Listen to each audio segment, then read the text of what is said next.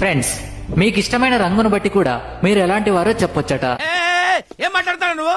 ఎవరికైతే red colour ఇష్టం ఉంటుందో వారికి ధైర్యం ఎక్కువగా ఉంటుందట, మరియు వీరి ప్యాషన్ వైపు చాలా ఉత్సాహంగా అడుగులు వేస్తూ వెళ్తారట.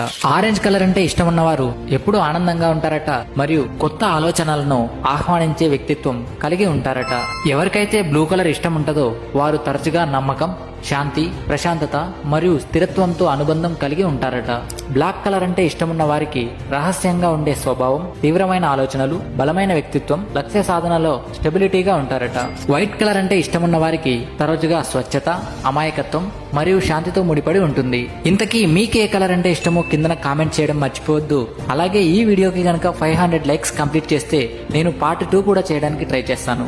ఇలాంటి మరిన్ని ఆసక్తికరమైన విషయాల కోసం ఇప్పుడే ఛానల్ని సబ్స్క్రైబ్ అవ్వండి.